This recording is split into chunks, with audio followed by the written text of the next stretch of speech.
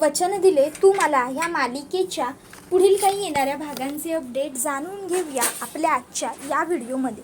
चला तर मग प्रेक्षकांनो सुरुवात करूया आपल्या आजच्या या व्हिडिओला. तर आपण इथे पाहणार आहोत की कशा पद्धतीने आता पुढे हर्षवर्धन ऊर्जाची माफी मागणार. या आधीच्या व्हिडिओमध्ये आपण पाहिलंच होतं की कशा पद्धतीने आता ऊर्जाने तीर्थाची सर्व प्रकरणातून अगदी सुखरूप सुटका केलेली आहे आणि आता हर्षवर्धनचा तिने सगळा मात सुद्धा जिरवलाय. हर्षवर्धनला तिने दाखवून दिलंय की तो कसा चुकीच्या लोकांची साथ देतोय आणि चुकीच्या लोकांची तो ज्या साथ देतोय त्या लोकांनी त्याच्याच मुलीला सुद्धा नाही सोडलं, त्याच्याच मुलीबरोबर सुद्धा वाईट वागण्याचा त्या लोकांनी प्रयत्न केलाय. आता तरी किमान डोळे उघडा आणि उघड्या डोळ्यांनी बघा. हे सगळं काही ऊर्जानी आता हर्षवर्धनला चांगलंच सुनावलेलं असतं. आता हे एवढं सगळं ऊर्जाने सुनावल्याच्या नंतर मग आता शौर्यने सुद्धा हर्षवर्धनला म्हणजे विचारलेलं असतं की डॅड, अजूनही तुम्हाला असं वाटतंय का की तुम्ही जे करताय ते योग्य आहे, तुम्ही शिर्केंची बाजू घेताय, तुम्ही त्या विक्रांतला सोडवताय, ते सगळं चांगलं आहे म्हणून. आता हे सगळं जे घडलेलं असतं त्यानंतर हर्षवर्धन हा पूर्णपणे गप्प राहिलेला असतो, कारण खरोखर हर्षवर्धनजवळ बोलण्यासारखं काहीच नसतं. तर त्यावेळी आता घरातले सगळे विचारत असतात पण नेमकं काय झालं, कसं झालं ते किमान आम्हाला तरी सांगा. त्यावेळी मग ऊर्जा म्हणत असते हो सांगतो, सगळ्यांना सगळं सांगतो. आणि मग ऊर्जा सांगू लागते की कसा तिला तीर्थाच्या मित्राचा फोन आला, कसं तीर्थाच्या मित्राने तिला सांगितलं की इकडे जी तीर्थ आहे ती किडनॅप झालेली आहे, मी त्या लोकांचा पाठलाग करण्याचा प्रयत्न केला पण ती लोक निष्ठून गेली वगैरे वगैरे. मग ते सगळं जेव्हा त्याने मला सांगितलं तेव्हा मग मी ताबडतोब ह्या गोष्टी शौर्याला सांगितल्या आणि मग आम्ही दोघंही जण तसेच लगेचच तीर्थाला शोधण्यासाठी जायला निघालो. जाता जाता मग आम्ही रस्त्यातूनच हर्षवर्धनला आणि आदित्यदादांना फोन केला, जेणेकरून जर आम्हाला पुढे जाऊन काही मदत लागली किंवा काही कॉम्प्लिकेशन्स आल्या तर पुढे त्यांनी आम्हाला सपोर्ट करावा. हे सगळं वेळेवरती घडलं म्हणून आपली तीर्था वाचली, नाहीतर त्या विक्रांतने तर ऑलमोस्ट तीर्थाबरोबर लग्न करण्याचा पूर्ण प्लॅन रेडीच ठेवला होता.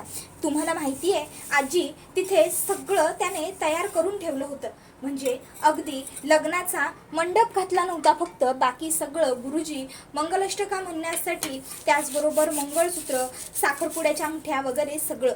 त्याबरोबर हे सगळं ऐकल्याच्या नंतर मग आता हळूहळू हर्षवर्धनला शांत उभं राहून त्याची चूक रिअलाईज झालेली असते. आणि त्यावेळी मग आता हर्षवर्धन हा म्हणू लागतो की ऊर्जा माफ कर मला. आता हे ऐकून घरातल्या सगळ्यांनाच आश्चर्याचा धक्काच बसतो.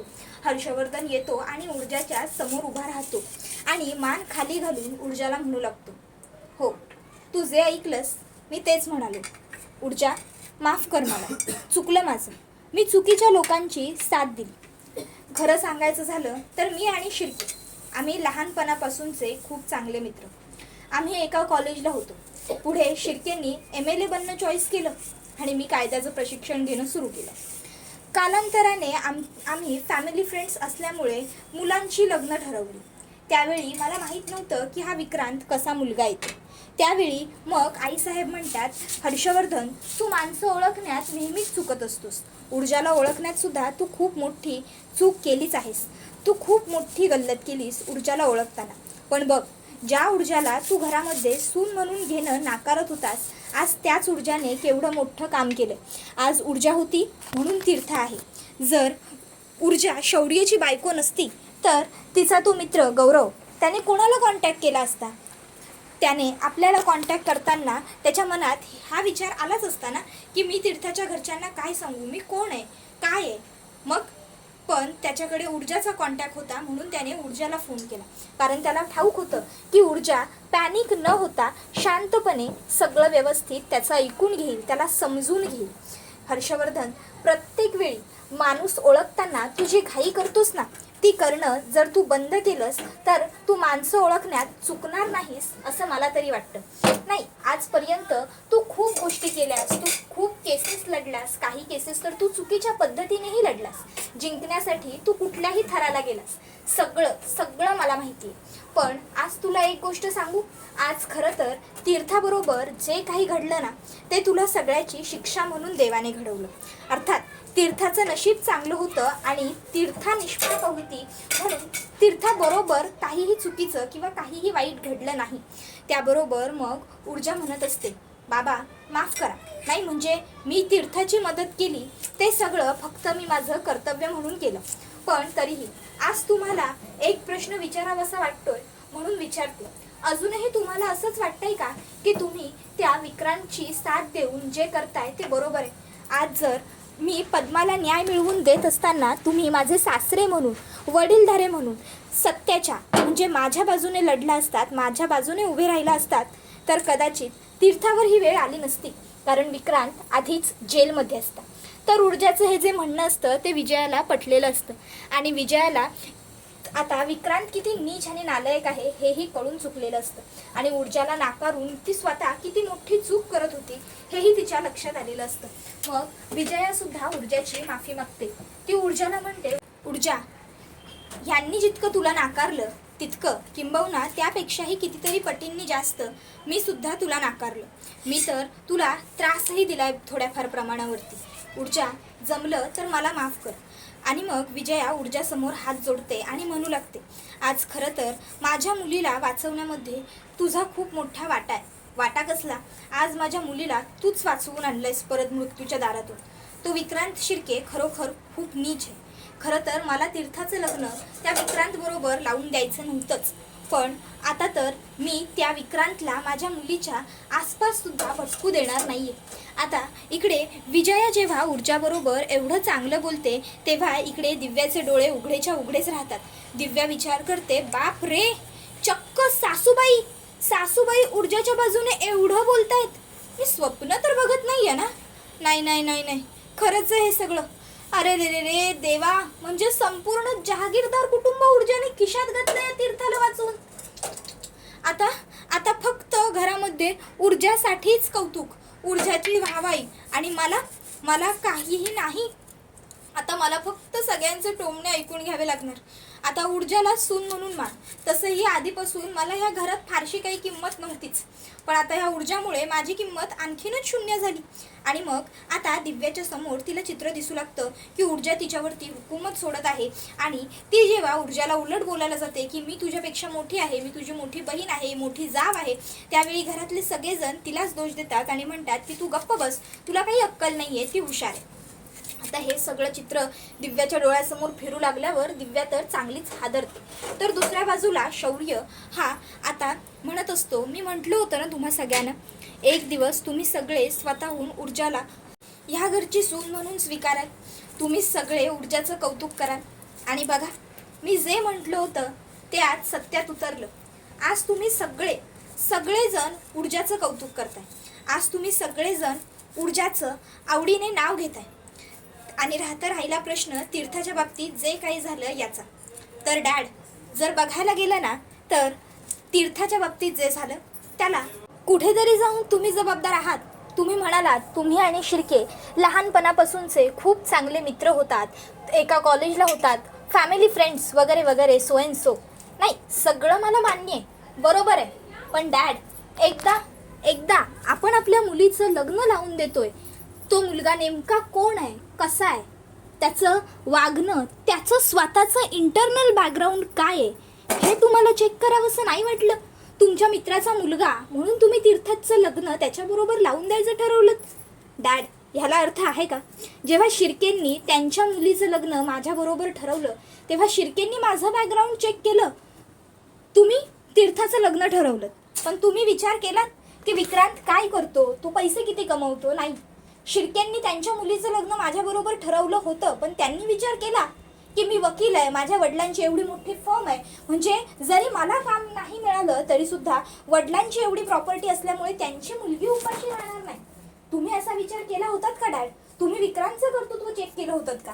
आता सगळीजण हर्षवर्धनला चांगलाच दोष देत असतात आणि चांगलं सुनावत सुद्धा असतात आणि हर्षवर्धन मात्र मान खाली घालून सगळ्यांचं सगळं म्हणणं गप्पपणे ऐकत असतो. तर दुसऱ्या बाजूला आता विक्रांत जो असतो तो प्रचंड घाबरलेला असतो, कारण त्याला माहिती असतं की आता हर्षवर्धन जहागीरदार काहीही झालं तरी त्याला सोडणार नाही.